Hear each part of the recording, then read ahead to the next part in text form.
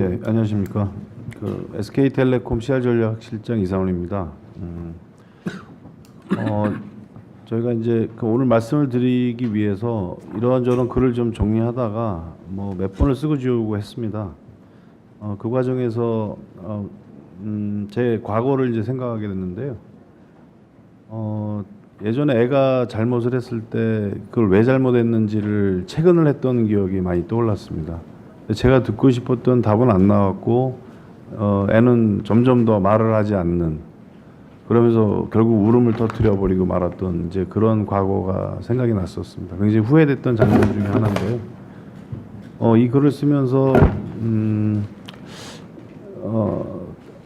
어떤 말씀을 제가 드리면 제가 갖고 있는 생각을 잘 전달드릴 수 있을 것인가라는 생각보다는 어떻게 말씀을 드려야 오해를 받지 않고 그 말씀 때문에 저와 관계된 분들이 힘들어지지 않을까, 이제 그런 고민을 오히려 더 하게 됐었습니다.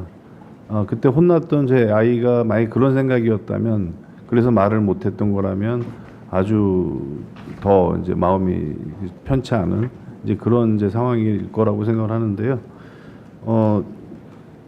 지금 아마 제가 드릴 말씀 한 두 가지 정도만 우선 드릴 수 있을 것 같습니다. 첫째로는 이번에 이제 이 국민적인 관심사가 되어 있는 이 요금이 저희 입장에서도 국민들께 이제 죄송스러운 부분도 있고, 또 저희가 해야 될 바를 잘하고 있는가라는 이제 고민을 분명히 저희는 하고 있다는 말씀을 드릴 수 있을 것 같습니다.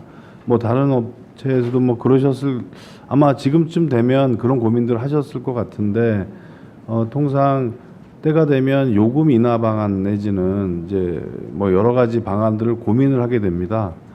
그리고 사실 이런 어떤 정치적인 그 일정이 없었다 하더라도 아마 사업자들은 거기에 맞는 안들을 고민하고 있었을 겁니다.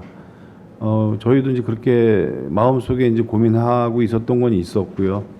그러나 그것들이 어떤 과정 속에서 이제 저희가 고민하고 있는 것과 또 그 국민들께서 요구하시는 것과의 갭이 있을 수 있다면 그런 것들을 어떻게 저희가 조정해 나갈 것인가라는 부분을 이제 고민할 수밖에 없게 되는데요.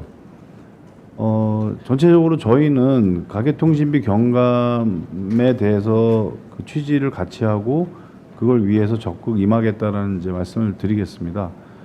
다만 이제 저희가 고민하고 있었던 거는 그 방법하고 시기 문제였던 것 같습니다. 이 고객께 어떤 혜택을 드리는 방법에는 가격을 내리는 방법도 있겠지만은 어떤 더 많은 양을 드리는 방법도 있을 것이고, 또 다른 혜택을 드리는 여러 가지 방법들이 있을 겁니다. 이제 그런 지점이 사업자 간의 경쟁이 일어나는 부분입니다.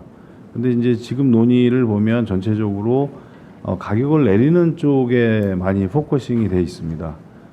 한쪽으로 이렇게 간다면 사실은 그건 이제 경쟁과는 좀 관계가 없는 부분이 되는 거고, 그 부분이 사업자들 입장에서는 이제 큰 부담이 될 수밖에 없습니다. 한쪽으로만 가기 때문에. 그런 이제 방법적인 차이가 저희들의 큰 고민이었고요. 하나 또 시기적인 부분이었습니다. 어쨌든 이것이 당장 며칠 내에 서비스가 제공되고 평가를 며칠 내에 받아야 되는 것이 아니고, 그것이 어떤 5년의 기간 동안 우리가 이행을 하고 그 좋은 퍼포먼스를 내서 그 결과를 잘 평가를 받을 수 있다면 그것이 아마 맞는 것일 텐데, 그 기간이란 점에서 봐도 저희가 너무 좀 촉박했다는 생각이 듭니다. 저희 사업자들도 지금 최근에 그 경영 환경이 너무 급변하다 보니까 수시로 전략을 세웠다가 폐기하고 바꾸고 하고 있습니다.